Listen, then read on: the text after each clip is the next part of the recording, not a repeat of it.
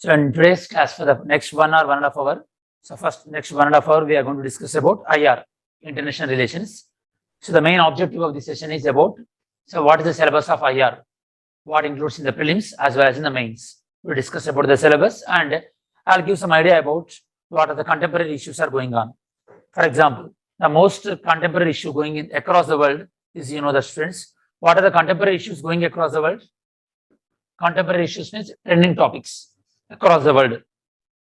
What are the things going in the world? Russia, Ukraine. Russia, Ukraine. Any others?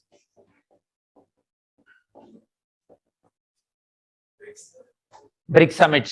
Where it is going to be held? Where it is going to be held? Any idea? China? Then any other summits? Any meetings? Someone in online saying that Afghanistan, Afghan crisis,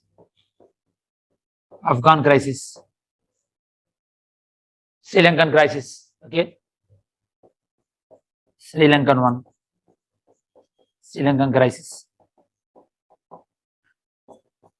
Then G7 meeting is going to be happen very soon. G7 meeting. Is India member in the G7? Do you know what is the meaning of G7? You will get to know about all these things in the IR class, in the international relations, where you will get to know about what is the meaning of G7 and what is this, okay? First, I will explain the syllabus, don't worry. Just I want to know how much you know, whether the topics across the world, what is happening, whether you are updated with the knowledge or not. I want to know by that way, so we can discuss. Any other issues? Can you recollect? WTO ministerial meeting. Which ministerial meeting? Which one it is? 12th ministerial meeting. 12th ministerial meeting. Where it was done? Geneva. Okay. So these are some of the international things happened across the world. Okay. And apart from this, even recently, Indo-Pacific Economic Framework. Indo-Pacific Economic Framework. Have you heard about this? What is this about? Trade and economic. Is it a free trade agreement or not? It's not a free trade agreement. Okay. You will get to know one by one. Okay. Next, you might have already heard about Quad. I've heard about Quad meeting. Which countries are involved? India, Japan, Australia, USA. Quad. Okay. Recently, I2U2. India, Israel, USA, UAE. This is about I2U2. Okay. These are some of the international groupings. These are the international groupings. Like in yesterday Hindu newspaper, IMF say that they are going to give some loan to Pakistan. Okay. The same way, recently this Financial Action Task Force. It is in news also. Have you heard about this? Financial Action Task Force. So it is related to what? Financial Action Task Force related to what? Israel-Pakistan conflict. Very good. Money laundering and terror financing. Terror financing, money laundering, as well as controlling the virtual currencies. So all these things regarding the FATF, Financial Action Task Force. It maintains grey list, black list, like that. Pakistan present in which list? Grey list. Can you recall any country in black list? North Korea and Iran. These are in the blacklist. Okay. These are some of the organization students. These are some of the organization present in news. Okay. These all topics are related to IR. If you are, unless until you are very good with IR, you cannot understand the Hindu newspaper, especially the international relations. In the Hindu newspaper, the entire page is dedicated to the world. Okay. Globe. You might have seen that in the Hindu newspaper. So they have the idea about reading the newspaper. Yeah. In that Hindu newspaper, we'll check. Today's class end, I'll tell you what articles you have to read from today's newspaper. I'll tell you one entire article, that means one entire page that is known as world. It is dedicated towards the world international relations FI. So that much important. You must know about the IR basics for the better understanding of the international relations. Now what we'll do is, first, why you have to learn about IR? Okay, pretty straightforward. Why you have to learn about IR? Why you have to know about international relations? Because of globalization, very good. Because of the globalization, every country is depending on another country. Yes or no? Every country depending on another country. For example, we are importing mobiles from China. We are importing electronic chips from China. In the same way, we are exporting IT to USA. We are importing missiles from Russia. In this way, India is interacting with other countries for its own needs and requirements. That means the present world is connecting, globalized world, which is connected with one country with another country. So you have to have an idea how the India is interacting with the world. And one more thing is, once you are into the selection, obviously you are the one you are going to represent India in the form of Indian Foreign Service Officer. You might have known that Indian Foreign Service Officer, IFS. Yes or no? So, what is the difference between ambassador and high commissioner? Very good. If Indian representative is there for Commonwealth countries, high commissioner, non-Commonwealth countries, ambassador. So, you are going to be the India representative once you selected to the IFS, Indian Foreign Service. So, obviously that knowledge of India interacting with other countries is required. So, for last few minutes, we discussed about some of the contemporary issues across the world, and we are discussing why the IR is relevant to you. Now we'll discuss. Are you able to understand, guys? Voice and everything? Okay. If you couldn't understanding anything, please let me know. So I'll clear out the things. Okay. So in the IR syllabus, international relations syllabus, in the prelims point of view, they mentioned as this: current events of national as well as international importance. This is in your prelims syllabus. Do you know about the prelims syllabus? Okay. When you are preparing for UPSC, you must be very thorough with the what is syllabus present in the syllabus copy. How many of you checked the complete syllabus of the UPSC? Let's raise your hand. How many of you completely checked the UPSC syllabus? 1, 2, 3. Okay. Rest of the guys, you never checked the UPSC syllabus. No. You joined the coaching center. Okay. First, go through the this syllabus copy. Okay. They'll give you the syllabus copy. Go through the syllabus copy. What is there? Tell me at least how many general studies papers are there?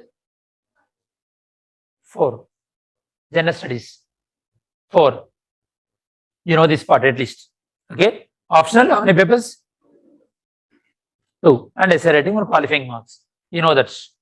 And you know that there is prelims, MEIS and interview. Okay. So always when you are attending the class, okay, not only this class, any other class, you must carry the syllabus copy. And you have to match the topic is according to which syllabus. Whether that sorry, whether that is prelims related syllabus or mains related syllabus, you have to be checked. Then you can understand whether you are in a proper track or not. You will get to know about your preparation. So this is where the international relations mentioned. International relations mentioned in the prelims point of view. That means in prelims, IR questions can be expected. In prelims, we will call international relations as IR. Okay. In IR, prelims point of view, mostly the questions will come from the current affairs. Questions come from current affairs. Like they give some India interacting with other country, and they'll ask which of the following is true or not. In 2022 prelims, they ask one question about the Vietnam. Okay, they given few incidents regarding the Vietnam, and they had to test your knowledge about the Vietnam. Tell me, Vietnam present in which continent? Southeast Asia. Continent means Asia continent. Okay, Southeast Asia. What is the capital of Vietnam? Hanoi. Very good. Okay, so Vietnam is also a member of ASEAN. Have you heard about ASEAN? ASEAN is one of the grouping of South Asian nations. And one more thing is, when you are attending the IR class, you should always carry the atlas, because IR is all about international relations, and we will discuss about various countries. You have to check that country and what are the neighborhood countries. There is a minimum knowledge you must have. Okay. So this is about prelims perspective. In current affairs, you can expect the IR, and in UPSC, they mentioned IR as this: current events of national and international importance. Now we know that IR is important in terms of prelims. Are we clear, all of you?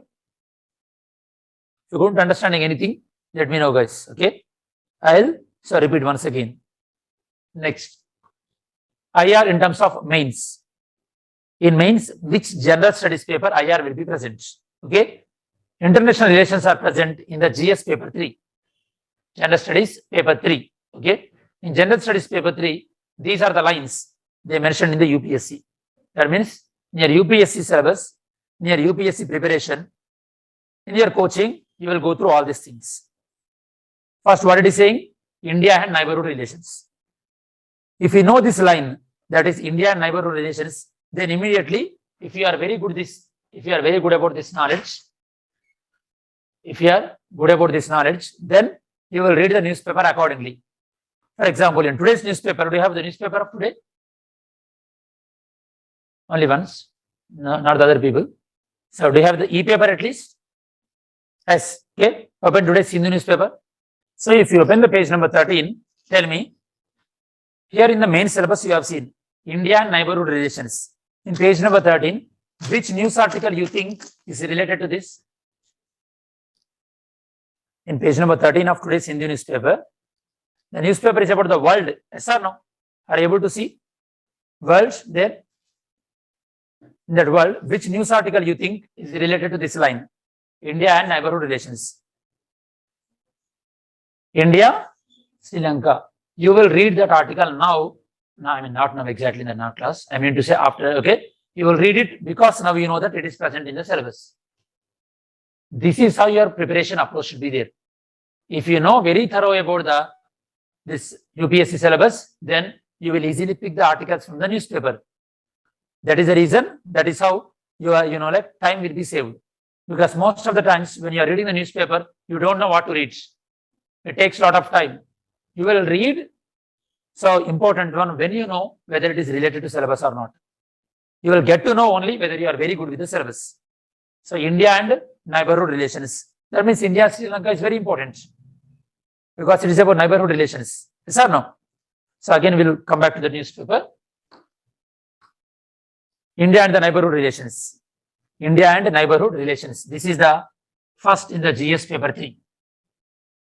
So in GS paper 3, in IR, the first topic is India and neighborhood relations. India and neighborhood relations.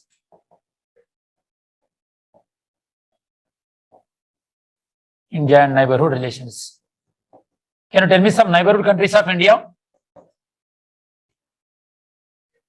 Nepal, Sri Lanka, Bangladesh, Afghanistan, Pakistan, Myanmar, China. That's it. You covered all countries? All countries. Sri Lanka, they said Sri Lanka. You covered all countries?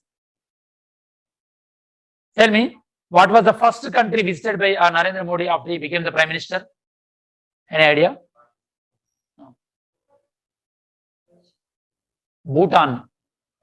You missed out the Bhutan. Yes or no? Bhutan is our neighborhood country. Okay. So Bhutan.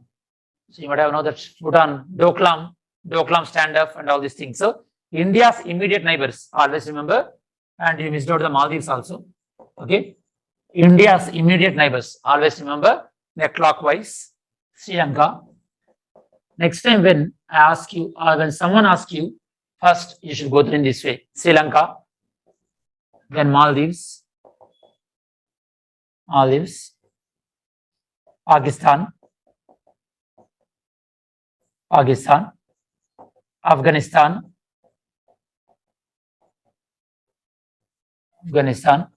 Nepal, Bhutan, Bangladesh,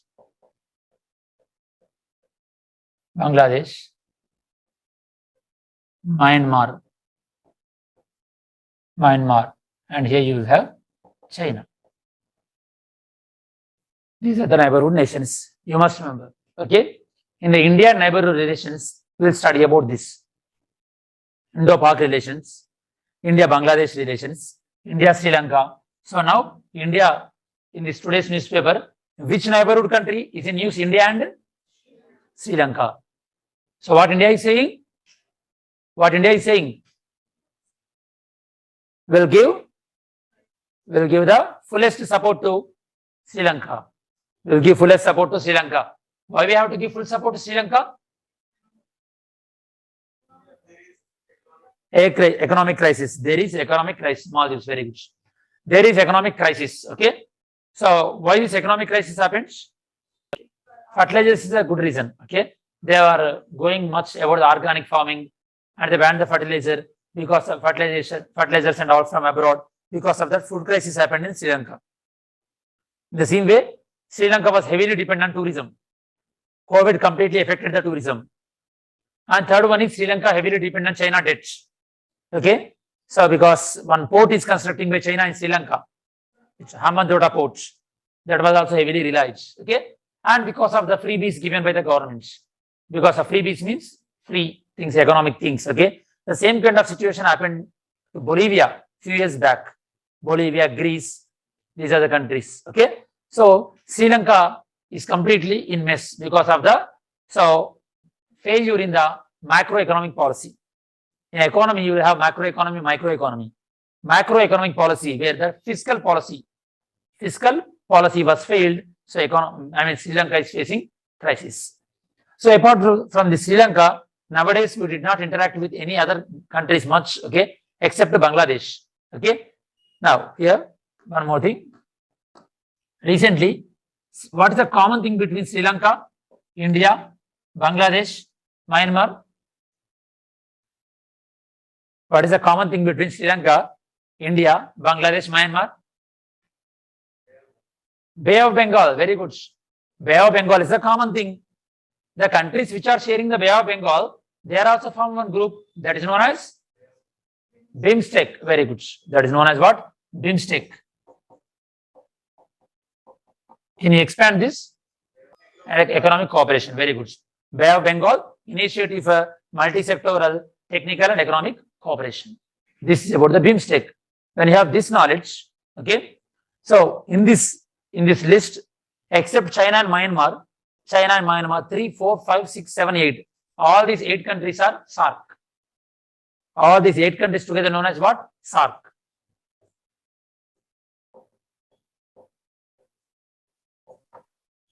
SAARC, these 8 nations. Okay. Except China and Myanmar. Like I said earlier, the countries which are sharing the Bay of Bengal, they are known as BIMSTEC. They formed one group that is known as BIMSTEC. In BIMSTEC, which countries are members? Same like India and Sri Lanka. India and Sri Lanka. Then Bangladesh.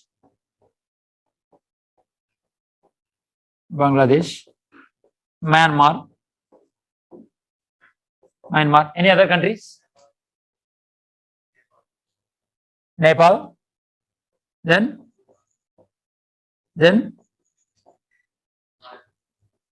Thailand. Very good. These are the member countries. Okay. You must remember these are the member countries. So here you have to understand one thing. Nepal, Bhutan, they don't share with the border with Bay of Bengal. They are the landlocked countries.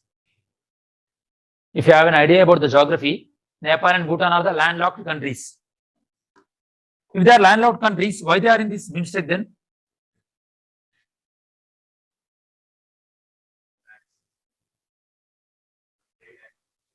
To access the water, because they are the landlocked countries, they need some exports and imports. For that, they need the sea access. For that, they join in the BIMSTEC.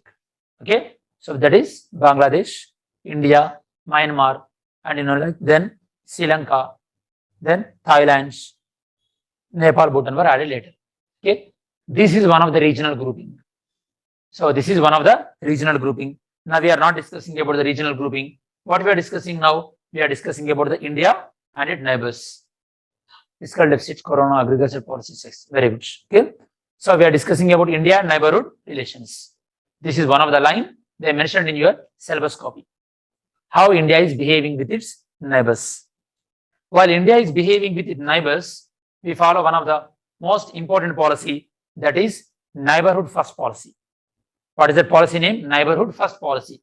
That means first we'll give preference to neighbors beyond others. By following that principle only, we started helping to Sri Lanka.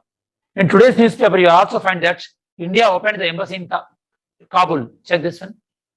In today's newspaper, check India opens its embassy in Kabul. Which page number? Page number 10, it must be see. Page number 10 in the newspaper. Open it. PDF. Yes? 10, page number 10. India opens embassy in which country? Kabul. Again, after Taliban took power, they closed it. Again, they opened. For what? For what purpose they opened? So helping out to the people, because Afghanistan experienced earthquake. Afghanistan experienced earthquake in Hindu Kush mountain range. You might have seen yesterday newspaper, main heading. So there, to help the humanitarian aid, in that article you will find humanitarian aid to do that. India opened. Again, that is about India and neighborhood relations. Because Afghanistan is our neighborhood country. Afghanistan is our neighborhood country. Tell me guys, does India share border with Afghanistan? Yes or no? Yes. What is their border name? Durand line. Durand line is a border with India and Afghanistan. Okay. This POK, assume that is part of India. Then obviously, if that is a part of India, then we are sharing the border with the Afghanistan. So these are the countries which are immediate to the India. So while India is maintaining relation with neighborhood countries, India follows the policy that is neighborhood first. Neighborhood first. Neighborhood first policy. Neighborhood first policy. That means give priority to the neighborhood nations. Based on that, we are even at one point of time. So India, when American soldiers are there in Afghanistan, when American soldiers are there in Afghanistan,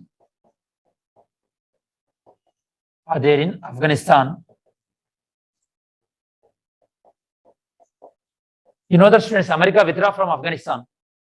After America withdrawn from Afghanistan, Taliban took the power. When American soldiers were there in Afghanistan at that time, USA requested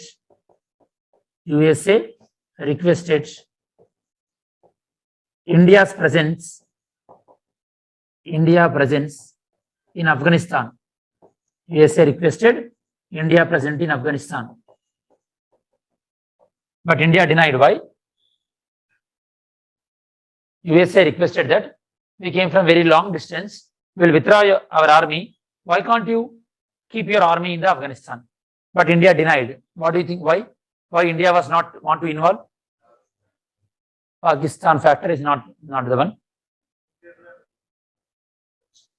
Yeah, to control the terrorism, they needed India help. Very good. Not Islamic. Don't think in a very radical way. Not Islamic. India don't involve in the internal affairs of other countries.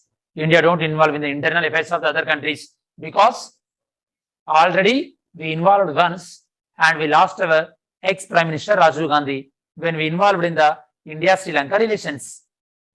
You might have watched the Family Man 2 web series. Family Man 2 web series are about India-Sri Lanka relations. Okay. So India never involved in the internal relations of the internal politics of the other country. So that is the reason India declines to have a presence in Afghanistan. Instead of that, India still helping to the strengthening of Afghanistan military. Okay. Instead of that, India helped to strengthen Afghan army.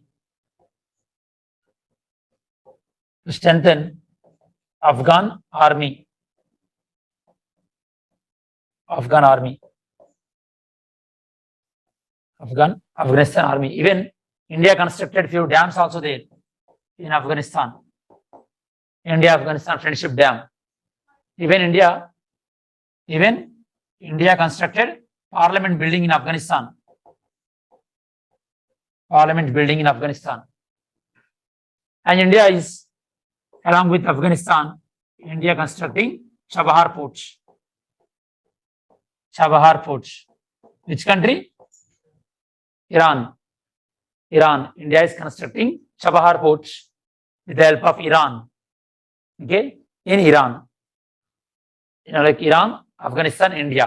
Trilateral cooperation. So this is about India's interaction with Afghanistan. In the same way, in the IR classes, we will discuss about India's interaction with other rest of the SAARC countries. Once we finish the SAARC countries, then we're done with the first line, that is India and neighborhood nations. Of course, before that also, we have to discuss some things such as how the concept of nation was evolved. I will explain that. Once we are done with the syllabus, then I'll explain about that additional topics related to syllabus. It will take around 45 to 50 hours easily for IR classes. Okay, 50 hours. In the 50 hours, we will cover all these topics. Once the IR topics are very clear to you, your way of understanding the newspaper also will be different completely. Like if you already know about the Palestine-Israel relations, then you don't need to read the newspaper every day, the topic, because the everyday topic is only the commentary day to day. If you know the crux of the matter, that's okay, you're done. In the same way, you have to discuss about, various other aspects in the international relations. For example, Brexit. Once Britain left European Union, what were the consequences happened? Once you understood, that's it, okay? Once for all. Again, you don't need to go through it again and again. Are you understanding? So this is about India neighborhood relations. India's relation with neighborhood countries. Next, bilateral, regional, global groupings, and agreements involving India are affecting Indian interest. So bilateral, regional, and global groupings and agreements involving in India are affecting India's interest. So here, what they are talking about? Three things: bilateral, regional, global groupings, as well as agreements. Whether they may be involved in India or may affect the India. We'll see about this. This is the second topic of the IR. Second topic in the IR. So the second one is saying about bilateral, regional, and global. These three things. Groupings. This may be India directly involved,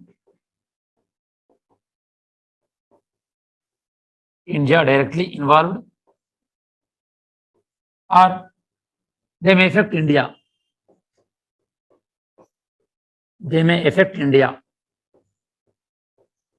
Even though India not directly involved.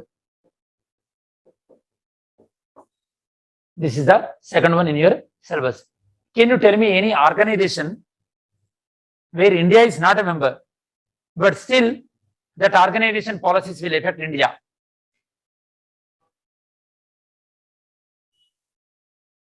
You understand the question? Tell me one organization name. Very few organizations are like that. Tell me one organization name where India is not a member, but still that organization policies will affect India.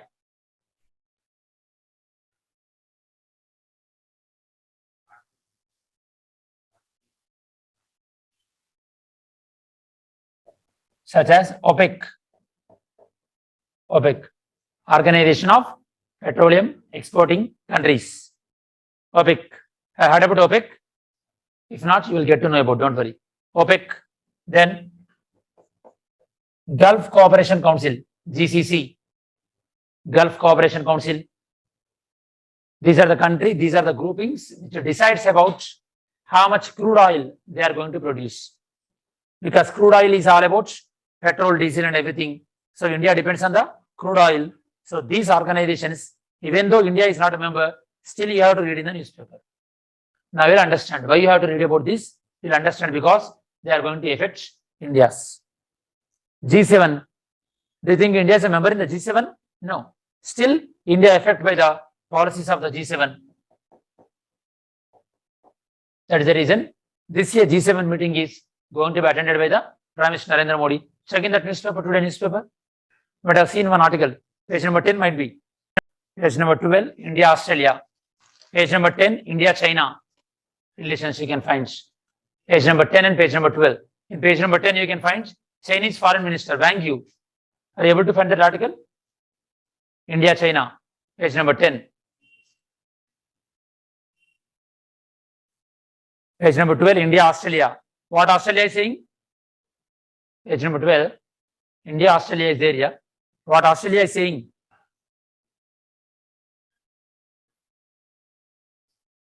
India is center for Australia's world outlook. So while Australia is interacting with the world, India is going to be the main role. That is what Australia is saying. This is about India's relation. But anyhow, we'll see here. This second unit is all about bilateral relations. Always remember in IR, bilateral means how many? 2. Okay. For example, in page number 10, Indian Foreign Minister and Chinese Foreign Minister are there. That is about what? Bilateral interaction. Bilateral interaction about, like border issue and all these things. In the same way, India-Pakistan relations, bilateral. And India-Russia, bilateral relations. All these are the bilateral relations. Generally, in the bilateral relations, mainly we'll discuss about the trade and we'll discuss about the security related issues. Security related issues. If India thinks any country is very, very important, then with those countries, India will have 2+2 dialogue. Which dialogue? 2+2 dialogue. I've heard about this. Okay. So India 2+2 dialogue. India 2+2 dialogue. Tell me, students, with how many countries India is having the 2+2 dialogue? Tell me the country names. Yeah, India is by default with which country? USA, Australia and Russia. Then, no, not UK. Japan. Very good. Japan. That means India is having the quad relation, 2+2 relation with all the quad countries, and other than quad countries, Russia. Other than quad countries, Russia. Clear about this? Okay. India is having good relation with all the quad countries, 2+2 talks, and Russia. 2+2 dialogue. 2+2 dialogue means who will involve in this dialogue? Foreign Minister and Foreign and External Affairs Foreign Minister, both are same. Defense Minister. This is about India's bilateral relations. When India is having good relation with other countries, with those countries, so we will have this kind of relations, and these are those countries. Clear? Next. Regional groupings. And one more thing, India's bilateral relations.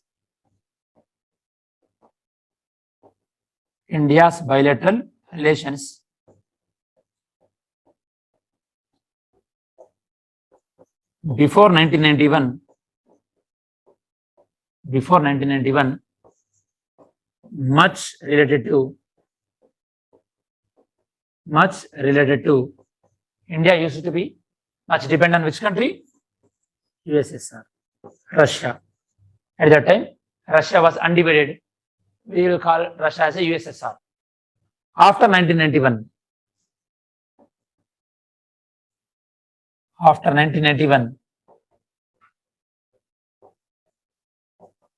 India started interacting with other countries. India started interacting with other countries and they made Indian economy as a open economy. That is the reason America's relation with India increased a lot over the period of time. Because after 1991, America realized the huge potential of the Indian market. From there onwards, American companies started coming to India. If you look at 1970s, 1980s, you don't find much American companies, majorly the Russia or Japan, like Hero Honda, Maruti Suzuki. All these are the Japanese companies only. You can't find any American one. America realized India's importance only after 1991.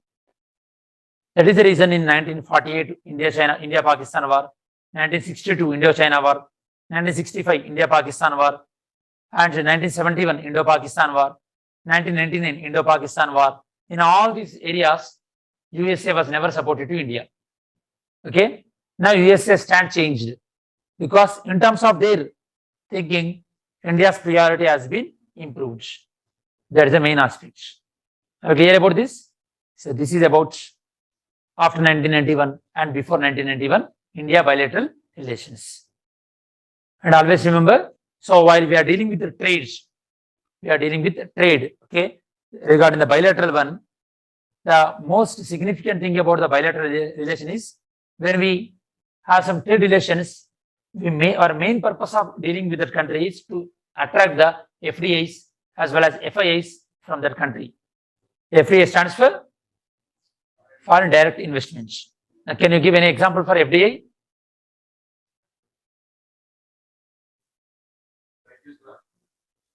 Byju's and FDI. Byju's is still FII only. FDI, foreign direct investments. Let's see, okay. IKEA store is there in Hyderabad. IKEA store, Swedish company. Straight away they set up the company in India, IKEA. Kia Motors, South Korean one. These are the visible examples for the foreign direct investments. So you will get foreign direct investment only when you have a good relation with other countries. That means when your bilateral relations are very good. Recently, when Nupur Sharma made comments, our bilateral relation with the Islamic countries got affected. Okay, because the Islamic nations, they supported India in most of the times. Can you recall any incident where Islamic countries supported to India very much? Surgical strikes, yes, okay. When India done surgical strikes, Pakistan, they cannot accept that India done the surgical strike. If they accept means it looks so weak. They can't reject also. If they reject, India can do multiple number of times. So what they have done? When India done the surgical strikes, they said that as Indian flights, they attacked Pakistan, but nothing was happened. Only few trees got damaged. That is what Pakistan claimed. Do you know this? And do you know actually surgical strikes? India done surgical strike in Pakistan. Have you heard about this? No. Fine. If you don't know, then it's okay. Fine. Surgical strike means India attacked particular part of Pakistan. Why? India believed that there are in that place terrorists are there, so India attacked that place. Indian flights, they went to Pakistan and they attacked and they came back. In response to that, Pakistan, they have sent their F-16 fighter jets. F-16 fighter jets, very advanced one.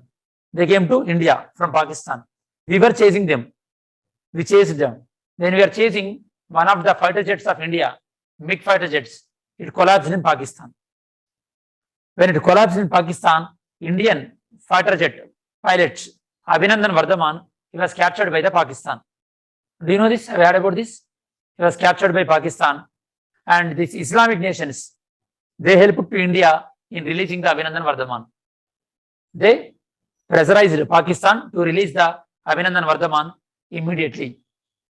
Why Pakistan listened to these Islamic countries? Because Pakistan is a Sunni dominated country. Saudi Arabia, UAE, all these are the Sunni dominated nations. Obviously, they listen to this country's voice. Are you clear?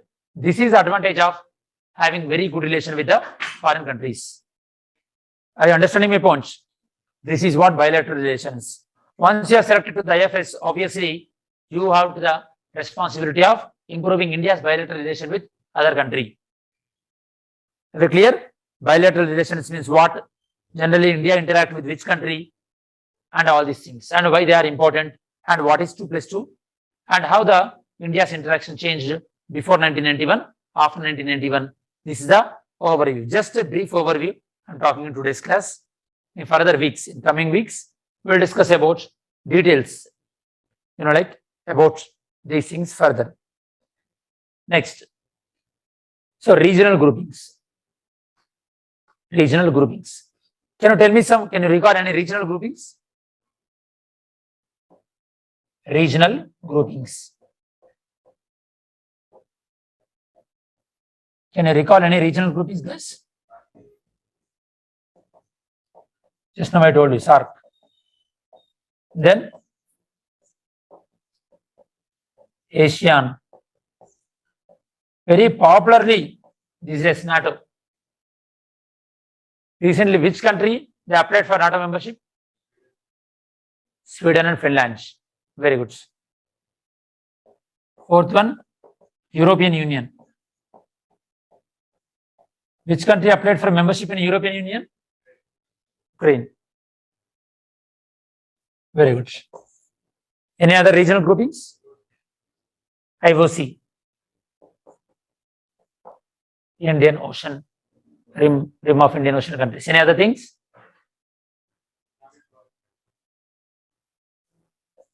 Organization of Islamic Cooperation, OIC. As just now we discussed. BIMSTEC.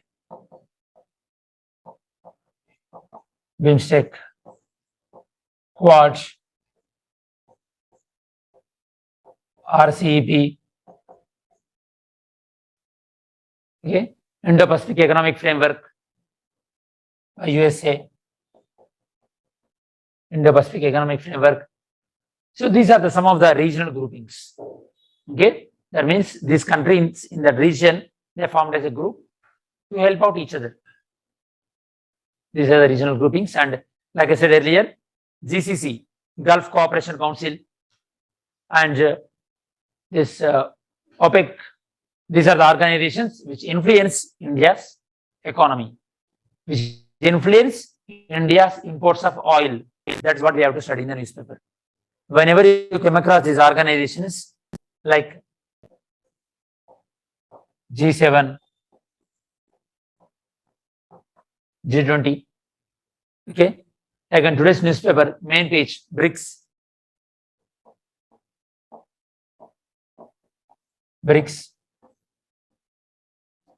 SCO, okay, SCO stands for Shanghai Cooperation Organization, like this. These are some of the important organizations in the regional level and how they are operating, who are the members in that country, whether India is a member or not, what they discussed, okay, and how those policies are affecting India. As a UPSC aspirant, you have to check all these things about these regional groupings, okay, and RCEP, Regional Comprehensive Economic Partnership. These are some of the organizations under the regional groupings. Next. So here, bilateral, regional, global groupings. Can you tell me some global groupings? Global groupings. Yes, UNO. Global groupings. UNO and World Trade Organization. Recently, 12th Ministerial Conference was happened in Geneva, WTO, and World Health Organization. There's a report, United Nations Development Program, there is a report. ICJ, International Court of Justice. UNICEF, Unesco, UNICEF, they are the organizations, okay? So, some of the organizations present in across the world. UNESCO. How many places recognized by UNESCO? How many places in India are recognized as World Cultural Heritage Sites? Have you heard about this kind of terminology? UNESCO World Heritage Sites. How many places? 40. Okay. 41 was Dolavira and 39th was the Ramappa Temple. Ramappa Temple from Telugu state is the only one which recognized by UNESCO. Have you heard about this? Yes or no? Yes, some of you. Okay. So these are some of the international organizations. So whether it is a regional organization or bilateral or global one, how they are affecting India, their policies and all these things. So that is what they will test you in this second one. That is the reason in current affairs they will give all this information. Bilateral, regional, global groupings and agreements involving in India and affecting India's interest. For example, agreements. Recent best example is RCEP. In RCEP, all these countries, they made one free trade agreement. India did not join in the RCEP. India did not join in the RCEP because this agreement is going to affect India in a very bad way. This agreement is going to affect India in a very bad way. That is RCEP. Regional, comprehensive economic partnership. Regional, comprehensive economic partnership. Okay. Regional, comprehensive economic partnership. So in this, all the 10 Asian countries joined. Plus Japan, South Korea, China, Australia, New Zealand. They were also joined. Total how many countries? 15 countries together. India is supposed to join in this, but India did not join because, like we discussed in the syllabus copy, okay, their policies are going to affect India. Why do you think India did not join in this group? China.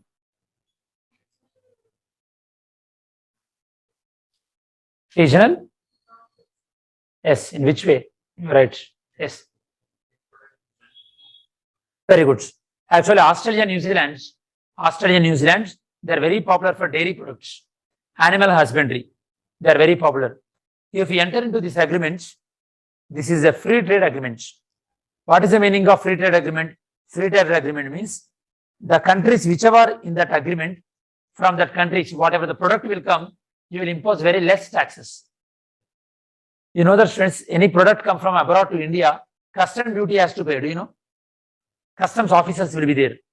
Custom duty they have to pay. So if you enter into the free trade agreements, these countries, they don't need to pay much custom duty. That means their country products in India are not going to be that much expensive. That means Indian dairy products have to compete with the Australia one as well as New Zealand one. Quality wise, they are way superior. By that way, Indian farmers will be affected. Because in India, this income from the dairy is one of the significant money for the farmers. Yes or no? Farmers earning the money through dairy, that is going to be affected. That is the reason India did not join in the RCEP, Regional Comprehensive Economic Partnership, just because this is going to affect India very badly.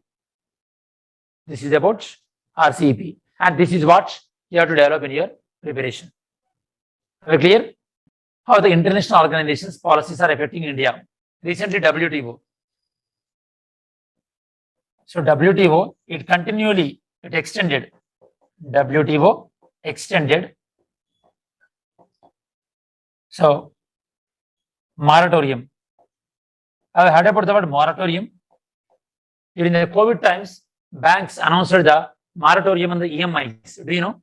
That means you don't need to pay for 6 months. Then again after 6 months you have to pay. Do you know this?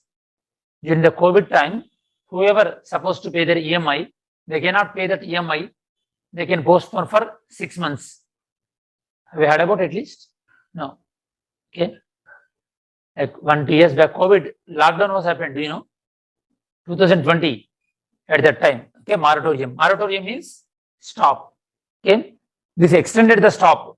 Stopping on what? Moratorium on customs duty. Customs duty on e-commerce products. E-commerce products. Customs duty on e-commerce products. India wanted to impose the tax on e-commerce product, but WTO, it stopped. And that stopping thing was extended. That means for next 10-15 years also, there is not going to be tax on the e-commerce products. That means if any American company is selling in India through e-commerce, they are not paying the tax. Are you clear? For example, you buy any online products from American company, you don't need to pay the e-commerce. Customs duty if it is through e-commerce. India don't want that. India wanted that we can impose the custom duty. By that way, our revenues will be increased. So this was India unable to succeed in WTO. These are the policies of international organizations like WTO, even UNO also. UNO policies also affecting India a lot. How? We'll see. What is e-commerce? Okay. So commercial activities to online. E-commerce. Okay. You purchase anything in Zomato. Okay. So Swiggy and Amazon, Flipkart, everything is the e-commerce. Heard about that about e-commerce? Yes. Okay. Right. UNO. So UNO, it was established in 1945. And UNO is the successor of, before UNO, which organization used to be there? League of Nations. Very good. Before UNO, League of Nations used to be there. League of Nations. Okay. 1919. Who established this? Was Woodrow Wilson. Woodrow Wilson was the League of Nations. League of Nations continued as UNO.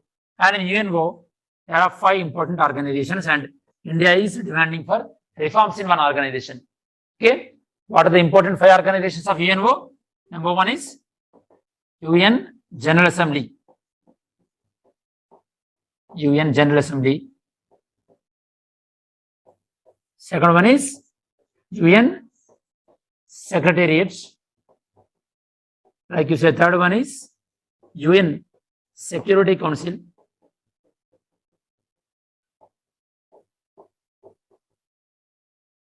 Fourth one is UN Economic and Social Council.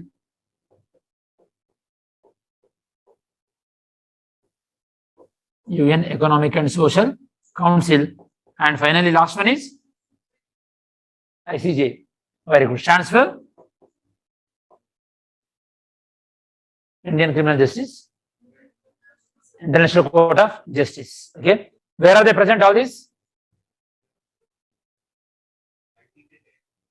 ICJ, The Hague. The remaining ones, New York. All these are present in New York. That is the reason they are in sequence. Whereas in ICJ, they are present in The Hague, Netherlands. India is demanding that reforms in the UN Security Council. India demanding reforms in UN Security Council. UN Security Council is the decision-making body of UNO. UN Security Council is decision-making of UNO. Why it is decision-making? Why it is so powerful? In UNO, there are 2 types of countries, friends. Some are permanent countries, some are temporary countries. Altogether, 15 countries are there in the UN Security Council. 5 are permanent and 10 are temporary. These 5 countries are, like USSR, that means Russia, China,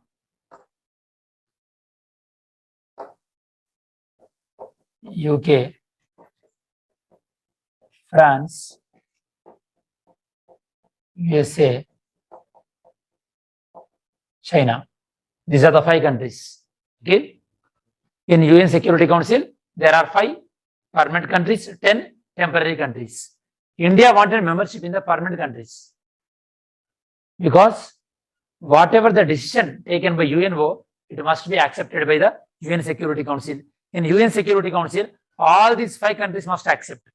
If any one country is also not accepting, the decision will not be implemented. That means these countries are having veto powers.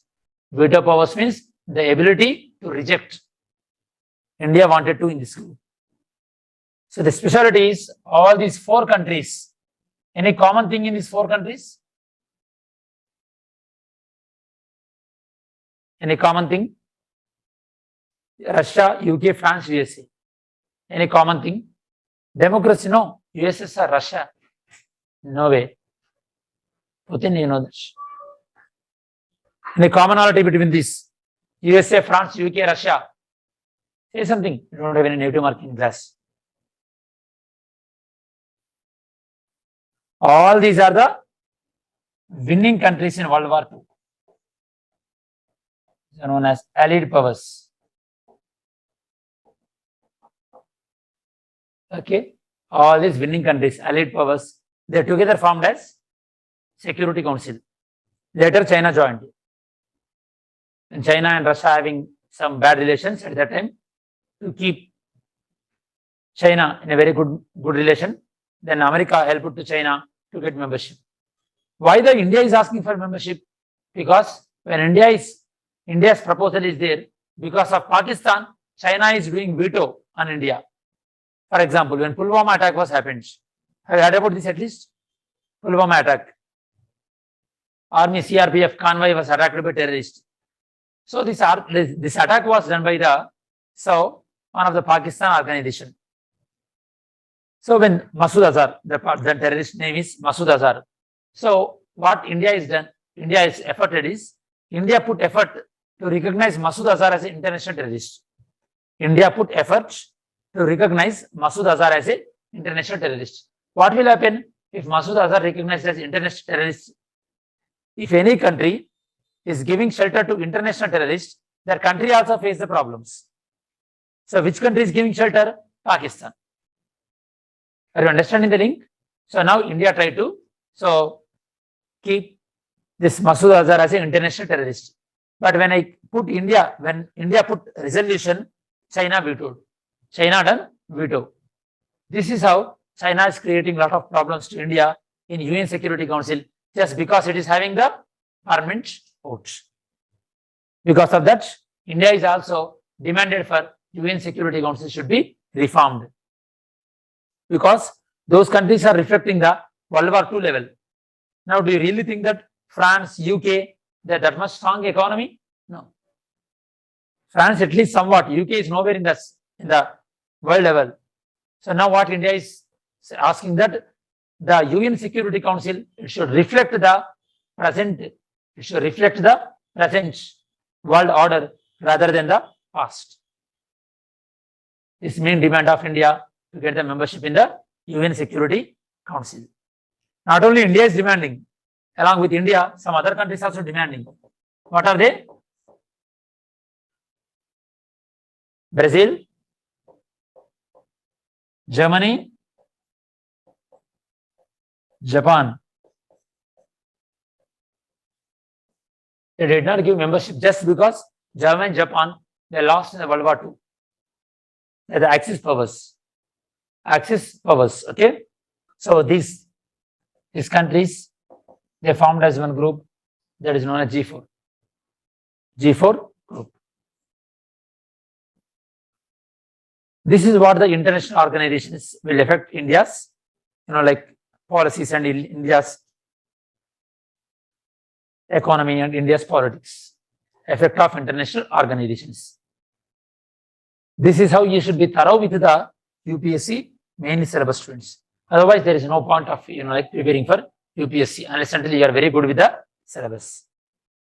Are you understanding anything? Yes or no? Say yes. Very good. What you learn in this entire week? What you have learned in this entire week? So you must be syllabus with the rest of the subjects. Okay? Take syllabus copy and keep with you all the time. And one more thing is, so try to start the habit of reading newspaper so that you will develop the context. Okay? So how many of you are just graduate from this year? 1, 2, 3, 4, 5, 6, 7. You're the graduate from this year. Okay? At least did you try with NCRTs? These are mains, 2 units. This third one, effect of policies and politics, developed and developing countries on India's interest and Indian diaspora. Effect of policies and politics of developed countries and developing countries on Indian interest and Indian diaspora. This is the third unit. What did you understand from this? Your own words. What did you understand? Very good. Okay. How the other countries' policies are affecting Indians who are staying in outside. Why Indians are staying in outside? Due to any weather problems, climate.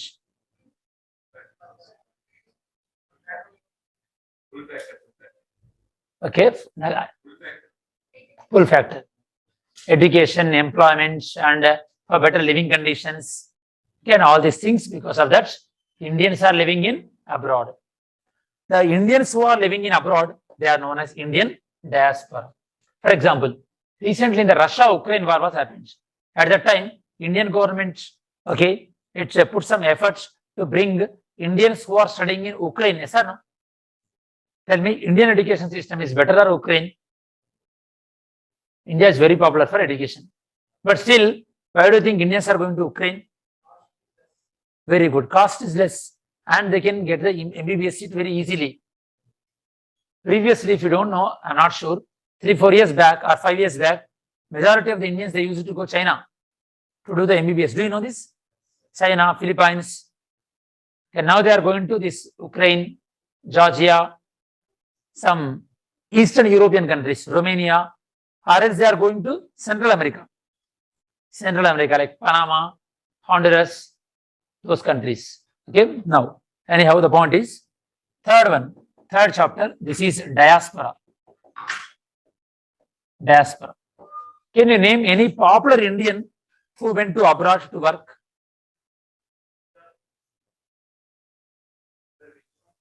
Sundar Pichai.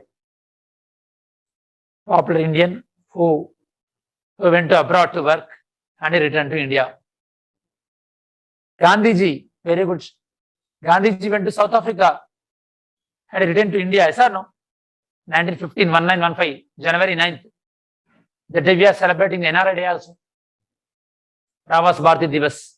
Might be you never celebrated. We celebrate it generally. Okay? You will get to know about this. Pravas Bharati Divas, 1915. Why Gandhiji went to South Africa then? To study the law? To study law? Does anyone go to South Africa to study law? At that time, for which country is very popular for law? England. Then, so Gandhiji never went to South Africa to study law. To practice law, he went. To practice law, he went. To study law, he went to England. Even Ambedkar also. Recently, that Ambedkar house, their government decided to convert it as a museum in London. Okay. So, anyhow, diaspora means Indians who are working in abroad. Indians who are working in abroad. Who are working in abroad. So tell me students, Indians working in Dubai and Indians working in America, what is the main difference? Except climate difference.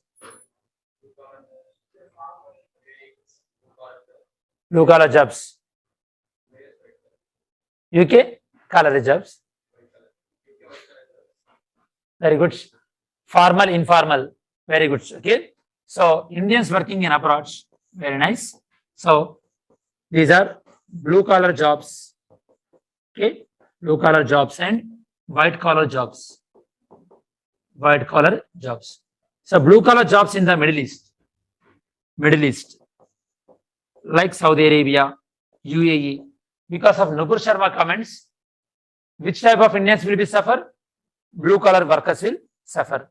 Because if those countries take any decision regarding the Indian employees and all these things, then people lose the jobs. White collar jobs, they are in most in USA and Europe. Blue collar jobs require less skill, whereas white collar jobs are require more skill. Majority of these blue collar jobs are, like I said earlier, Iran, not only Iran, UAE, majorly UAE, Saudi Arabia, Bahrain, Kuwait, Qatar, and Muscat, that is Yemen. Okay, sorry, Oman. These are the countries where you can see the Indians. Majorly Kerala people will be here, the Middle East, because they used to have a trade relations like 1400s, 1300s at that time. They used to have trade relations. That is how they settled there. Okay, Kerala is in Middle East. At one point of time, even when Kerala floods was happened, at the time Saudi Arabia came forward to help to India. Do you know? Saudi Arabia came forward to help to Kerala because Kerala experiencing the floods. But one thing you have to remember, no state in India should take the help of other countries without the permission of central government. Central government deny the help. Okay, because that will affect our sovereignty. We are independent country, so some other countries in the name of help, they should not excessively involve. So now, if Saudi Arabia, if they take any employment policies, whether Indians will be affected or not? Yes. When Donald Trump was there, when he took decision regarding the H-1B visa, at that time, Indians were affected or not? Affected. This is what the chapter 3 dealing with. So, where Indians are present and how the policies of those countries are affecting Indians. Okay, the money earning by Indians in abroad, and they send their money back, that is known as remittance. That is known as what? Remittance. Okay, that remittance will be affected a lot. Okay, and of course, Indian representative in their particular countries, they will take care about the Indians living in those countries. Recently, sometimes, like Indians are subjected to even the gun shooting also. Like yesterday or day before yesterday, one guy from Nalgonda, he was killed in America, I think so, America, Germany. America, yeah. So, have you seen that news? He was killed. Okay. These are the things, racial attacks and all these things are happening a lot because nowadays the ultra-nationalism is increasing. That means our country should belong to us only. No one should come and work. This kind of ultra-nationalism is building up. Intolerance is coming up. Okay. You will get to know about all these concepts one by one. So this is the third one. Next, fourth one. Important international institutions, agencies, fora, their structure and mandate. Here, institutions you will study. Like I said this earlier, like UNO, one of the institution, WHO, their structure, their function, and the World Intellectual Property Organization, WIPO. Okay. So these are some of the international organizations, international institutions. Fourth one deals with the international institutions. International institutions and their structure and their mandate. Like recently, one of the institutions, that is Intergovernmental Panel on Climate Change. They give regular reports about climate change. Okay, like one of the popular institution is UNO, is one of the institution, international level. These are the institutions which are, like in IR, you learn about their structure, whether India is a member or not. And these organizations, if they take any decision, whether it is a binding or not, all these things you will learn in the topic, that is international institutions and their mandate. That means why they need to be there, whether they are successfully functioning or whether they are not successfully functioning. All these things will be discussed in this fourth one. So this is about the main syllabus in your IR. Okay. Now, are we clear about the main syllabus? What is present? So these are the 4 topics. Now, just without looking, can you recall what are the main topics? Is keywords in main syllabus. 4 lines are related to main syllabus. IR. First one is related to what?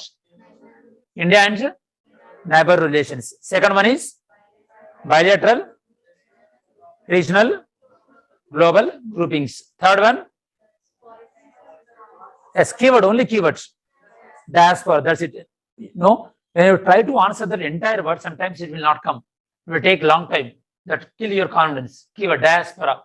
Then the rest of the things will remember to you. Okay, policies affecting the diaspora of both the developed nations and developing nations. Fourth one, international institutions, structure, importance, mandate, and all these things. Okay, this is about, now with this you are done with, so in UPSC preparation, IR comes in GS paper 3, and in the GS paper 3, what includes in the international relations, now you are pretty much perfect. And when you are see anything this related in newspaper, you will read it. Are you able to? Yes or no? Okay, what you will do is from tomorrow onwards, read newspaper. Don't make any notes. Just read important one, highlight, and make some rough notes. By that way, you will keep your concentration without deviation. Because at the end of the day, you can take one magazine and 2 pages or 3 pages a day, read the magazine. Within 20 days, the magazine will be finished. That is how your preparation should be. But thoroughly, so read the newspaper. While you are reading the newspaper, 2 things must be always with you. One is atlas carry, especially when you are reading at home. Atlas. Second one is Constitution. Constitution book should be there, or else at least PDF. That book should be there, because recently when Uttar Pradesh, they done the demolition of houses. They done demolition of houses. Do you know? Demolition of houses. At that time, Supreme Court of India used Article 300A. What is Article 300A? The same way recently Haryana, Haryana High Court allowed one girl just above 15 years of age. She was allowed to marry. Okay. How come? Because the marriageable age is 18. How come a 15-year-old one is eligible to marry? Because that is allowed in Islamic religion. In India, different religions having different rules. There is no uniform civil code. Yes or no? Okay. These are the things. Okay, when you are reading the newspaper, not only IR, you have to cover the polity related things also. By that way, your preparation will be very easy. So now we'll revise what we learn. Then we are done with the class. So we started the discussion about GS paper 3, GS paper 3, and IR in prelims. In prelims, IR where it comes, we discussed. In mains, IR comes in the GS paper 3. Here we discussed about India neighborhood relations. In this India neighborhood relations, we discussed about SAARC countries around India, as well as we discussed about BIMSTEC. BIMSTEC is about countries which are sharing border with Bay of Bengal. And in this organization, 2 countries which are landlocked countries, they are members. What are they? Nepal and Bhutan. Okay. Then we discussed about neighborhood first policy. In that process, we took one example, that is Afghanistan. As a part of neighborhood first policy, we help to Afghanistan in various ways. Those various ways also we discussed. Then we discussed about bilateral, regional, global groupings. And some of the global groupings, India is a member in that. That obviously affect the India's. Some global groupings where India is not a member at all. Okay. So, but still, the decisions of that group will affect India's interest. Then we discussed about bilateral relations. If India is having any good relation with any other country, then we will have 2+2 talks. So far, we are having 2+2 talks with how many countries? 4 countries. Then, before 1991, India used to have not much bilateral relations with other country. At that time, India used to be closed economy. After 1991, our approach changed. We started interacting with other countries quite a lot. That becomes India open economy. And finally, so America also realized opportunities available with India, and the trade of America with India has been grown tremendously after 1991. Then we discussed about various regional groupings. Then various international groupings. These are also international institutions also. Next, India and RCEP. Why India did not join? Because that is affecting the India's interest. Like dairy products, they are going to flood Indian markets. That will affect the Indian farmers. Next, ASEAN. These members I explained then. WTO. Recently, India did not get favorable result in WTO. India don't want to extend the moratorium on the e-commerce, but WTO extended the moratorium on e-commerce. That means India cannot impose customs duty on the e-commerce products. That is what we discussed. Then we discussed about various organizations of UNO and India demanding for reforms in which organization? UN Security Council. How many permanent countries in UN Security Council? 5. Temporary countries? 10. Okay. These 5 countries are majorly, they are the winners or losers in the World War II? Winners. Which power they are? Allied powers. Allied powers. Okay. Next we discussed about Indian diaspora who are living in abroad. Blue collar jobs, white collar jobs. And blue collar jobs are majorly in Middle East and like West Asia, whereas white collar jobs majorly in Europe and USA. And finally, international institutions. Okay, the structure, mandate, and all these things. Okay. So these are the things, and as we going on, we'll discuss about how the concept of state evolved, World War I reasons, World War II reasons, what are the reasons behind the establishment of League of Nations, what was the reasons for establishment of UNO. We'll discuss about those things also. Why the World Wars War happened, why India chose non-alignment policy. That is the India's foreign policy. Of course, in the syllabus, we will discuss also about Indian foreign policy. How was the India's foreign policy in 1947? Now, how the Indian foreign policy? So, this is all about, we will discuss, and myself is Santhosh Rao, and I will deal. So, IR and current affairs to you. Okay. So, this is about the today's session. If you have any doubts, ask me. Otherwise, we are done with the class. I didn't get you. Remittance. Remittance means the money sent by people to their own country. That is known as remittance. For example, if any of your cousins living in abroad, they send money to their family. That is remittance. Remittances are not taxable. Sending. Because already they are paid money there. For example, if your cousin working in America, they are getting salary. They are paying the tax over there. After deducting the tax only, they are getting the money. Again, if India is also imposing the tax on that, why they will send money to India? Why can't they invest there itself? They will send us a remittance, but there also in that country, how much they are earning, for how much they paid tax, don't you think that will be accountable? For example, they are sending money from their account or whatever, maybe $5 lakhs, but they paid tax only for $1 lakh. As the amount is increasing, like here income tax also, there also agencies will be there. Okay, money laundering is possible, but not through this way. Money laundering can be possible through, in the way Allah sending money to NGOs, FCRA, NGOs, and some various other routes, such as investing in the, what we call the companies present on only papers, proxy companies. Yes, through that, this can be possible, but not exactly through these remittances. Yeah, indirect transfer is this what about? Through NGOs, indirect transfer, through companies present only on these papers, proxy companies, through, shell companies present in Panama and Singapore, Mauritius, so that black money will be go there, and from there, and that they will establish one company over there, and that company will route the money in India. That FDI came from Mauritius to India. They will show that as an FDI. That is all about indirect transfers. Okay. Economic cooperation. E. Economic cooperation. BIMSTEC. Bangladesh, India, Myanmar, Sri Lanka, Thailand, and they are decided to have economic cooperation. And Nepal, Bhutan join later because they don't have any sea access and they want to be a part of this country. By that way, they can import and export. So I'm Shivaraman. I have secured rank 363 in this year's Civil Services examination. And I have here with me a few general questions which sir has sent me. And I'll be trying to answer those as well as I can. Okay. I hope the time's fine for you. I hope no one's feeling sleepy or drowsy, I guess. And even if you are feeling that, it'll be fine. You won't be missing out on much. So I'll keep myself really brief. So I'll jump right into it. It's like I'm talking to myself. I hope everyone's listening to me, and through the chat box, you can reach out, right? So the first question I would like to tackle is like, yeah, thank you. So first question is, how a beginner should start CSE preparation. It's usually said that you can be really successful if you learn from your mistakes, but you can be even more successful if you could learn from others' mistakes.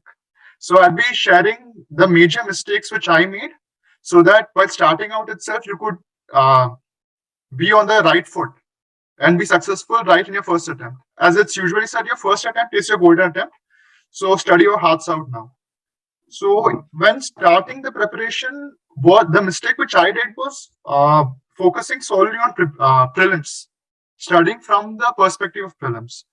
But the ideal way, which most of the toppers do, is that they start with the main syllabus first. So first they study the optional along with ethics. So thinking or looking back at my preparation, even I feel that that's the ideal approach. So it's June now, right? And I'm sure all of you are just starting your preparation. So the best thing I would advise you to do now is to start reading newspapers along with your optional subjects. So keep the target for like 2.5, 3 months. In that period, you should be able to complete your optional preparation, right? Along with reading newspaper on a regular basis. So it's June now. So by July, August, September, try to complete your optional by September.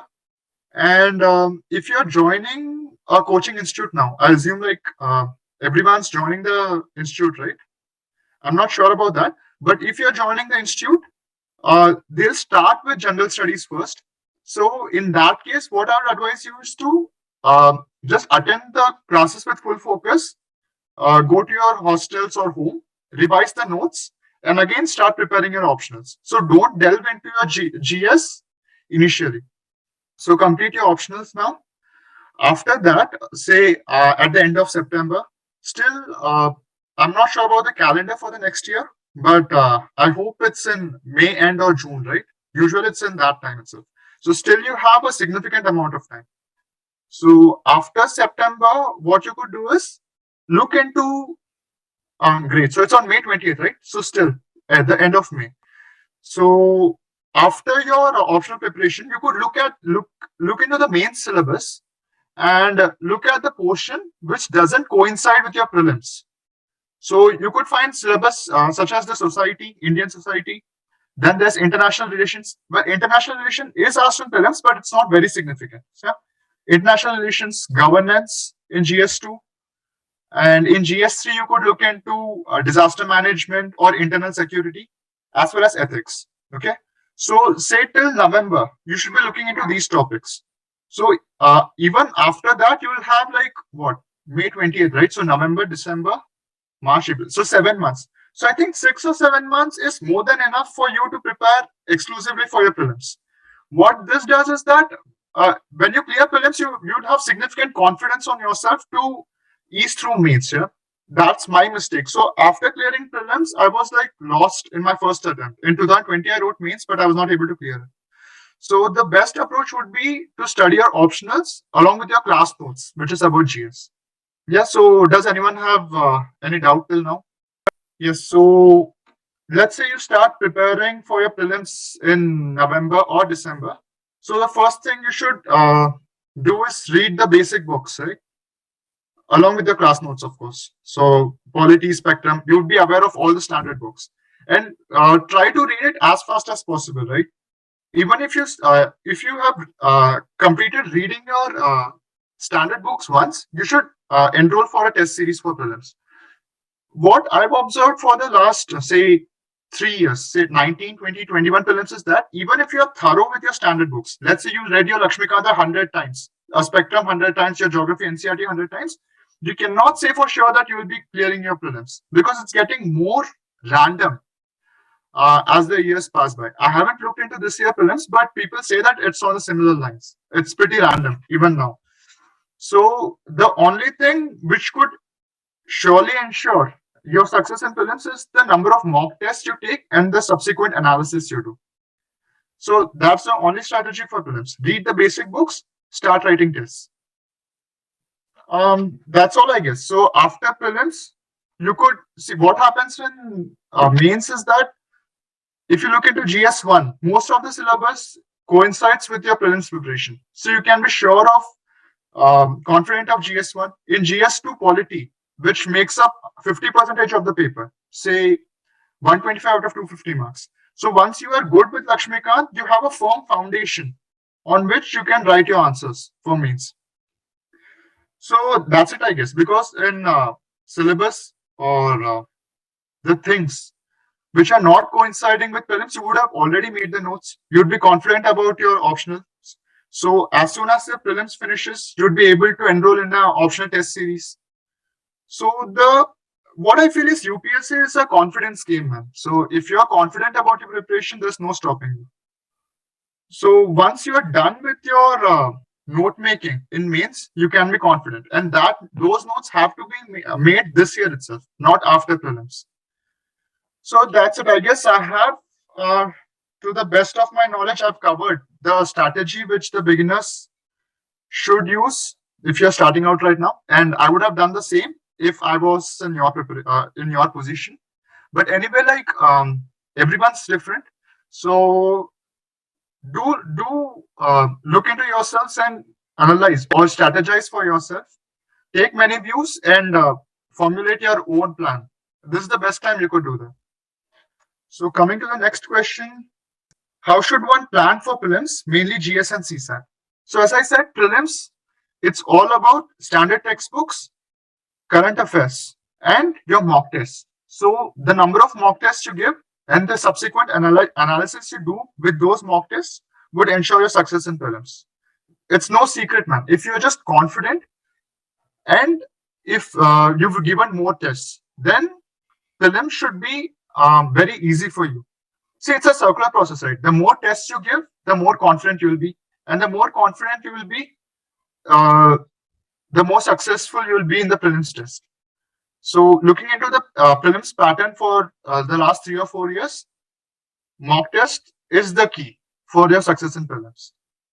Both sectional and full portion test, of course. So what you do is when you start preparing for prelims, say in October or November, as soon as you read a particular topic, try to give a sectional mock prelims test. Yeah. And as you get more and more confident, you can start writing full portion tests. And be regular with your current affairs, of course. And as far as CSAT goes, see, I'm not sure how much time one should allot for CSAT because honestly, I didn't prepare much for that. But I think the sweet spot would be to at least start writing tests right from day one. Because see, every one of us has cleared class 10th, right? It's not like higher mathematics which they ask in CSAT. It's basically 8th or 9th standard mathematics. And the reading portion, everyone must be confident in that. So every week you start writing CSAT because many students complained this year that CSAT was a bit tricky. So if that's the case for you, you should start writing CSAT tests every week and analyze it and learn many tips and tricks which you could utilize on the reading. Yeah. So that's the trick for CSAT. I don't think you should sit and prepare for CSAT. Just hit the ground running, right? Start writing tests and learn from the tests. Because the burden of GS itself is so huge that if you spend a lot of time in CSAT, you might miss out on GS. Because CSAT, after all, is qualifying, right? So be confident to score at least 80 marks in all your tests, and you'll be more than comfortable on the day of examination. I hope I'm articulate enough for everyone to understand me. So if there is doubt, you can, again, write it in the chat box. Okay, sure, Raman Khan, thank you. And now coming to the mains part of it, GS 1, 2, 3, ethics and essay. So honestly, disclaimer here, I've scored a very mediocre marks in my GS paper. So I'd be sharing the ideal method which you could use to be confident about your GS. So coming to GS 1, as I said, it consists of history, art and culture, modern history, world history, society, and geography, right? So out of these topics, geography, modern history, and art and culture, you would have studied for prelims. So just revise it once and start writing tests. You don't even have to make concise notes for these topics because you would have read it so many times for prelims that you would be able to come up with adequate points for your mains answer. In this, there's world history and society. The thing with society is that it's a nebulous concept, right? It's difficult for you to make concise notes in these topics.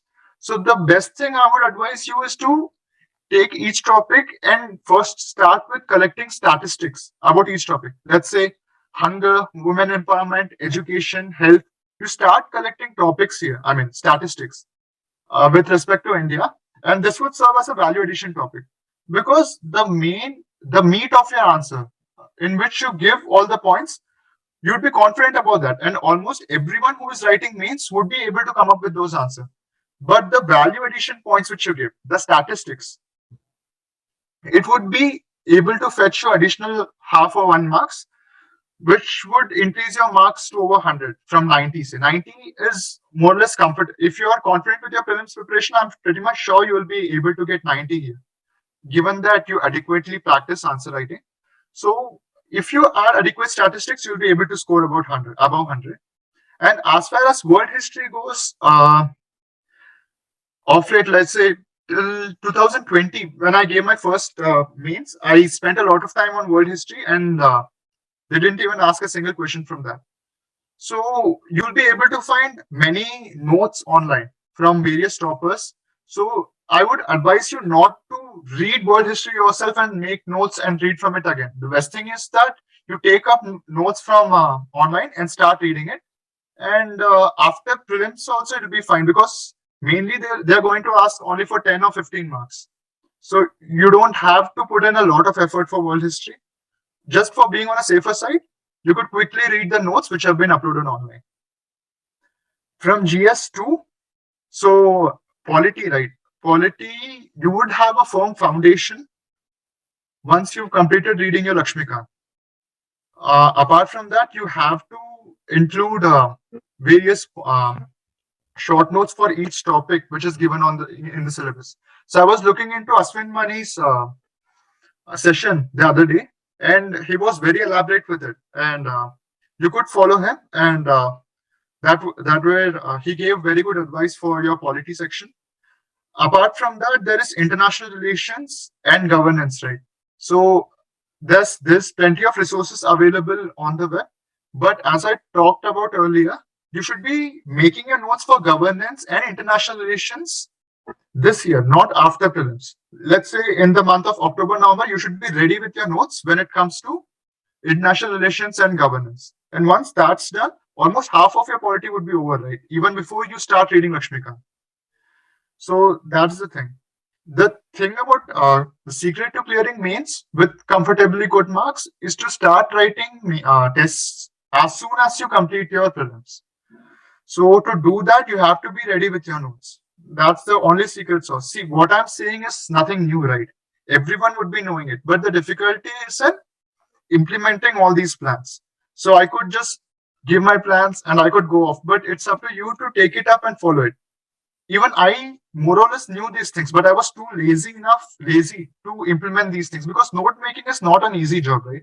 You have to persevere. You have to sit for hours and be diligent enough to write seriously all the notes and diligently, of course. So that's it. It's not very difficult, but it is arduous, or it is you have to be very meticulous with your note making to be successful in mains. And the same thing for GS3. You should mainly rely on your class notes for economy and agriculture, of course. And as far as disaster management, environment, and internal security is concerned, you should be making notes for each keyword in your syllabus this year. Again, see, I'm emphasizing on this year is because it's important for you to be confident. And the confidence after prelims would only come if you're ready with your notes. So complete making your notes for optional and your mains topics before, say, November or October, before you full-fledgedly start preparing for your prelims. As far as ethics goes, it's simple. Actually, the topics are very simple to understand. And there are plenty of resources available. So you should be writing the notes in a structured manner, but the additional marks which you could gain from ethics is from the number of examples you state. So while you're preparing the notes with your definitions and the perspectives of various thinkers, you should be adding various examples for each topic. Let's say for civil services foundations, you will have 10 or 15 values, right? Foundational values. You should be able to write 2 or 3 examples for each foundational value, and they should not overlap with others. So if you have these many examples with you, so in the exams, if you forget 50 or 60% of it, you will be able to quote significant number of examples, which would boost your marks. As far as case studies goes, you can even start writing case studies now. See, just look into the structure which various toppers have used in their answer sheets. There's plenty of resources available. Just look into it. You may not be very academic in your answers, but as civil services aspirants, we would have a vision for what we would do in certain situations, right? Just keep thinking about those situations. Just put yourself in those situations and start writing case studies whenever you're comfortable or whenever you have free time, right? So you don't have to prepare or read a lot for your case studies. As you prepare your examples, or if you prepare the first part of ethics, in due course of time, you will be getting more and more comfortable with your case studies. But it'll do you even a word of good if you start writing case studies from early days itself. So that's the thing. Make notes for ethics and start writing case studies as soon as possible. So that's it, right? Essays. See, essays, nowadays things are getting more and more philosophical, right?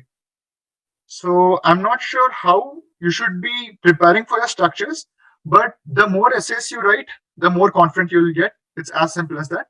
And if you get your essays evaluated by your mentors, you will be able to get a few points, or you could develop a specific style of writing which is exclusive for you. See, if you have an exclusive style of writing, it'll be a new thing for the evaluator.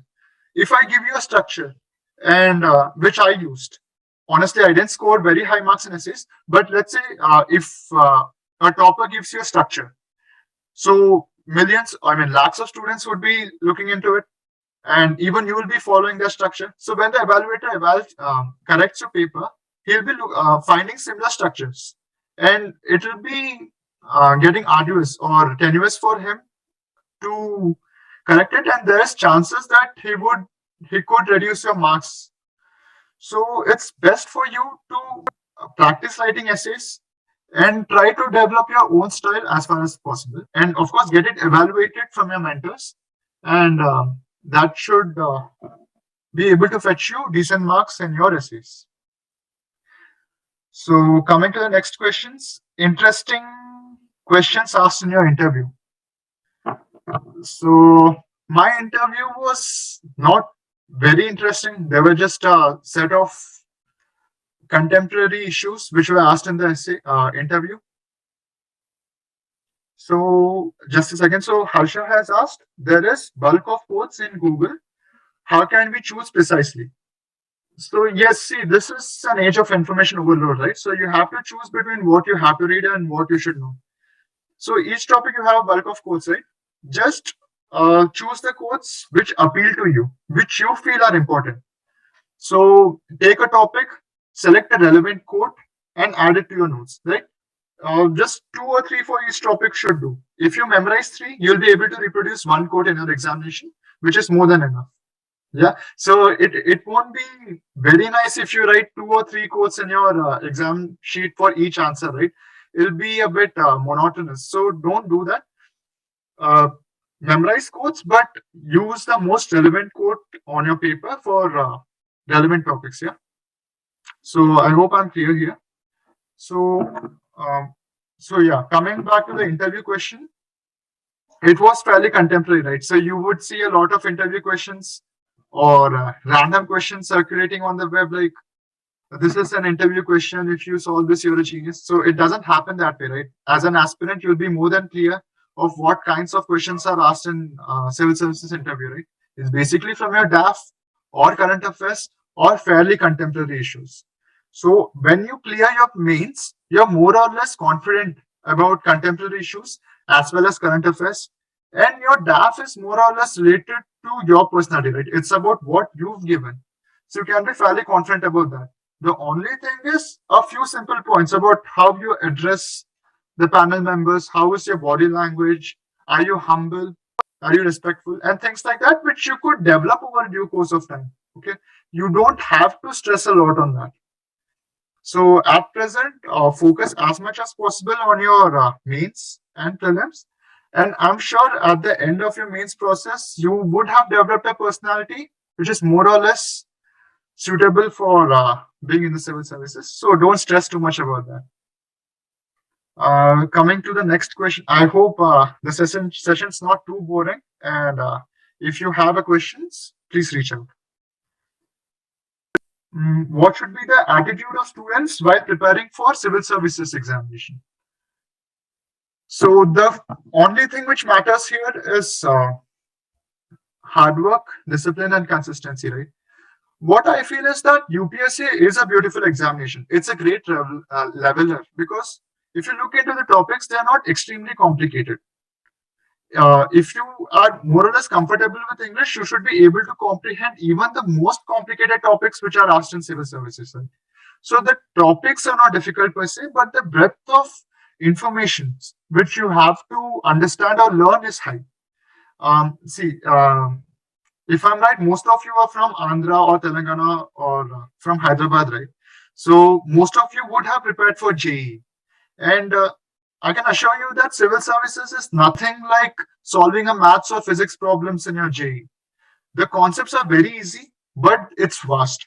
So the only thing here is that you have to be consistent and be meticulous with your note making. It's a similar problem which I faced. In this, when I started with my preparation, I would read for say 8 hours or even 10 hours some days, and for the next day, I won't read at all. So that is not the right approach for you to follow. Even if you study for 5 hours every day, you should be consistent with that, and you should obviously track your progress. You should make a schedule. You should make check boxes about what all things you've read, how many tests you've written, and the more boxes you tick, the more it will serve as a booster for you to follow your plan. So the only thing here is being consistent and making plans and sticking to your plans. There's nothing more important than this. See, consistency is the key, right? So there has to be a transformation of your mind, the way you think. See, all of us are undergraduates, right? Or some of you even would have studied masters. In our college days, we would have taken a week or two before the examinations. We would have studied and we could have aced the examination. But this is not possible with civil services. You have to be consistent and things would turn out to be positive for you. So there's nothing new here. So again, I'm emphasizing on the word consistency here. Be consistent and you will be fine. You'll be more than fine with that. If I could have cleared that, you would easily clear it if you're consistent. And yeah, that's about attitude. You have to be hardworking and consistent. How to sustain motivation for a long time? See, it's a tricky issue. It's a really tricky issue. See, we are motivated. We would have been motivated by someone. We would start our preparation. But the thing with motivation is that it doesn't last very long. So I could give you some inspirational quotes, give you some case studies, and you'll be motivated now. You'll go home, take your textbooks, and how far would you go with your motivation? I'm sure not very far. So motivation is important, but it's not as important as planning and consistency. The success in UPSC depends on the fact that even when you're not feeling like studying, or even when you're not motivated, you should be able to take up your books and start studying or write tests. So motivation is important, but it's not very important. Even if you're not motivated, you should push yourself to study. So that's the thing. motivation is not as important as consistency. Make your plans, use Google Calendar, make your schedule for your days and weeks, stick to your plan, be consistent, and you'll be above 90-95% of the competition, and you'll ace through. That's my only 2 cents on this topic. So don't rely solely on motivation. Motivation, when you're feeling too down, you could look into some YouTube videos, but don't rely solely on it. Advice and suggestions for new beginners. So yeah, it's a culmination of whatever I've talked till now. Be consistent, write your tests, be confident, and yeah, the main mistake which I did here was not forming peer groups. Make sure that at least 2 or 3 people come together and plan, followed by writing tests and discussing those tests. Because what the advantage of peer group is that there'll be a sense of accountability. So if you're making plans together, it'll help you to stick to your plans. And there could be a sense of positive competition as well, which would help you to study effectively. So that was one of my major drawbacks. I didn't talk to many people during my preparation, but it's important, it's paramount for you to be in touch with your mentors, form a peer groups, and discuss, not for a long time. It's not very good if you discuss for say 2 hours every day with your peer groups, but whenever you are writing tests, especially your mains test, you should discuss your answer with everyone and do value additions, because everyone would be strong in certain aspects of it. Someone may be very strong in writing definitions or introductions. Someone would have exemplary conclusions. So if you discuss with your peer groups, it'll help all of you together to improve your standards when it comes to answer writing. As far as in prelims, you could gain important tips and tricks which you could use when you're not sure about your answers in your prelims. So to sum it all up, make plans, be consistent, write tests, make peer groups, and be in touch with your mentors. So if you do the following things, I'm not sure there could be anything which could stop you. Because if you look into the concepts are not tough. If you read it once or twice, you'd be able to understand it. The thing is to transfer your knowledge into your prelims or mains answer sheets, and it's possible if you follow the aforementioned steps. And approach to international relations. So international relations in GS2 is coming for 50 marks for the past 5 years. So basically you'll be getting 2 10-mark questions and 2 15-mark questions. So, and the beauty of international relations is that it's almost exclusively related to your current affairs. So as far as the note making is concerned, you could make your notes, but you don't have to spend a lot of time on that for static materials. You could look at India's relations with neighbors, with superpowers, with various regional groupings. You could make your notes for that. But the most important part in your preparation for international relations is that you should be consistently reading news, but the main emphasis should be on editorials, because in editorials you will be able to gain multiple perspectives about various international issues, because there's an explicit topic in your syllabus which states that various international groupings and agreements which could affect India's interests.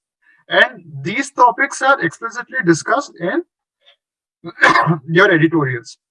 So be consistent with your newspapers and editorials. And what I feel is that current affairs magazines from say 1 or 2 institutions would be really helpful for you. Many faculties don't emphasize a lot on current affairs magazines, but they are useful according to me. And especially for international relations, you could rely upon those current affairs magazines because you tend to get a historical perspective when you read such magazines. So yeah, read your newspapers, read your current affairs magazines, and you'll be more than confident to start writing answers. And you could learn more on the go, because once you start writing answers, you'll be learning more, and you could be acing the international relation questions in your GS2. And that's all from my part. There's a question about powers and functions of international foreign service. So going by the trends from last year, I could tentatively get Indian foreign service, but I'm not very knowledgeable about the exact powers and functions of a Indian foreign service official. But more or less, it relates to improving India's relations with foreign countries, helping Indian diaspora, representing India on a world stage. So these are general points which I'm aware of. If I get into the service during the training, maybe I could shed more light on it. But again, it depends on the earlier fact I said. See, we could watch a lot of videos about powers of IAS, IFS, IPS. These are just motivational videos, right? You could look into it, you could get inspired, but these motivations won't last very long. So the only key here is to be consistent, and you'll be fine. So basically, there has to be a transformation of your mind. We cannot be same persons as we are today and expect to clear civil services examinations with a very good rank. So there has to be a transformation in your thought process, in your discipline, hard work, etc. So that's all from my part. So I'm more or less available. Okay, so here's a question from Harsha. He's asking how to start answer writing initially. So what I would advise is that when you're writing, say, optional or GS, so you'll be reading a set of topics, right, while making your notes. So make the notes first of all, right? And before you start writing answer, look into previous year questions and start brainstorming. The mistakes which most of us do, including me, which I did, was we start looking into questions or start writing answers without practicing brainstorming. So what brainstorming does is that when you look into a question, you should immediately think of what introduction you are going to write, what bodies or what subheading you should include in your answer, and what kind of conclusions you'll write. So before you start your answer, before you diligently start writing answers on a daily basis, as soon as you read a topic, look into a previous year question and start brainstorming. Okay, so this is the first step. And second step is that look into the structures used by previous year's toppers or as advised by your mentors. Okay, look into the answer structures because various people would use various structures, right? Look into a structure which suits you, take it up, and when you brainstorm the answers, use those structures and continue reading. So read, look into question and brainstorm. This should be the first step. So once you're done with reading, when you start diligently writing your answers on a daily basis, writing would come easily because what the brainstorming process does is that you should be able to come up with points in a quick time. So what happens initially is that when you start writing answers, we'll be thinking a lot, and even a 10-mark questions will be writing for 20 minutes. So if you're very confident about your brainstorming, you should be able to cut short your time. So you're talking about writing answers initially, right? Yeah. So read your topic, brainstorm, and then if you're not very confident, you can start writing answers. But I would emphasize on brainstorming more than answer writing, especially in your starting days. So I guess that's it, sir. Anyway, I will be active for the next 2 or 3 months. You could get my email ID from Vishnu, sir. And if you have a very specific query, you could reach out. And that's all from my part. Thank you.